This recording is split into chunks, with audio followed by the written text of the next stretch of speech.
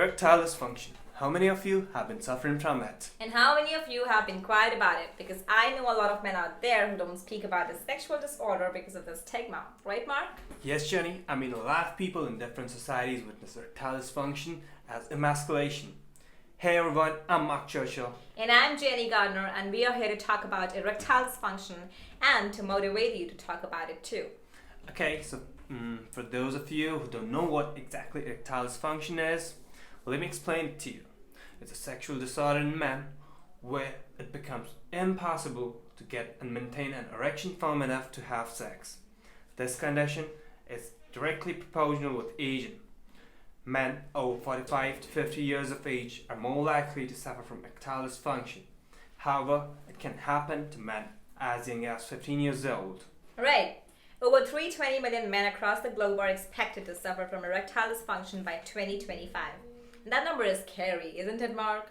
Exactly, Jenny. I mean, people are ignoring to talk about it because of the existing stigma. But come on, a lot of people ignore it because they don't consider sexual health as an important aspect of healthy living. Often, stress and depression are responsible for causing erectile dysfunction in men. But it can be the other way around too. This condition can lead to stress and depression in several men. I totally agree with you. So let's discuss what exactly erectile dysfunction does to men, why men don't talk about it, and why is it so important to talk about it. Let's begin with what it does to men. In a cross-national survey conducted by NCBI upon the behavior and attitude of ED patients in different countries, men all over the globe agree that erectile dysfunction is a huge source of sadness for both their partners and themselves. Also, almost all of them disagree that they are too old to have sex. You know, Jenny, a lot of men, almost all of them can rate their masculinity and self-esteem with the erection. It's like feeling more of a man when you're able to please yourself and your partner. And when this is taken away from them, it evokes a sense of self-humiliation and disappointment in their head. This disappointment is so grave that it actually turns the self-esteem very low, triggers depression and stress. This drop in self-worth can easily take the shape of anger and pessimism, and it can start affecting the personal as well as professional life. And it's not just the men who suffer from the consequences of this condition. I think their partner is also extremely affected by it. Every time a man doesn't get hard in bed, the partner might think to herself, what am I doing wrong, or am I not hard enough to turn him on?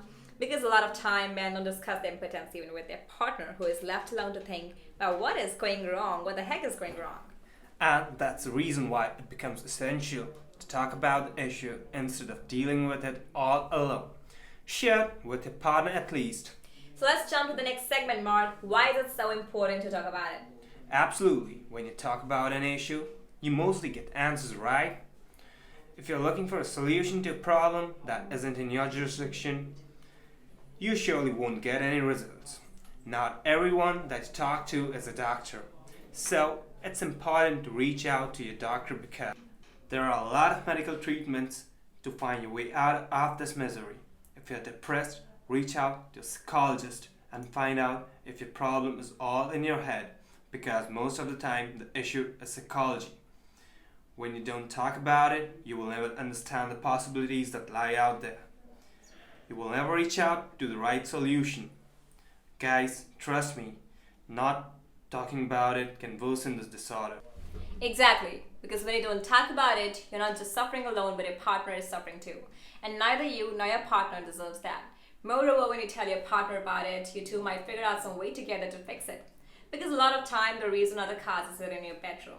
Talk it out, change the way things are going, try out new things and tricks, and even if nothing works out, you'll feel awesome to realize what an understanding and supportive partner you are. And that takes us to our next and final part. If ED can affect men so distressingly, and if reaching out for help is so important, then why aren't men doing so? Let me tell you why. Most of the men are reluctant to see a doctor. Not just for sexual complications, but if you observe closely, men just don't want to tell that they need help. They just want to deal with almost everything alone.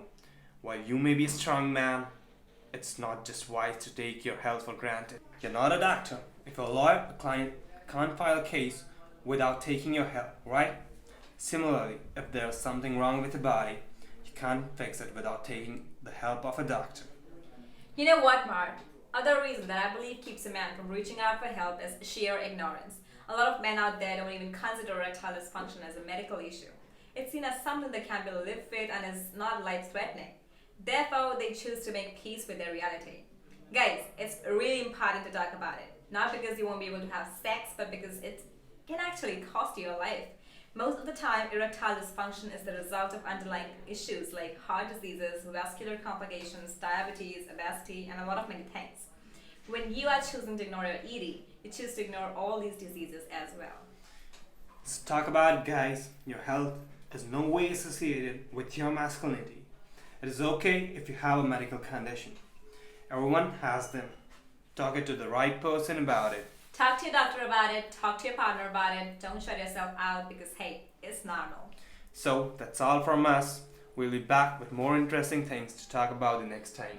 Until then, take good care of your health.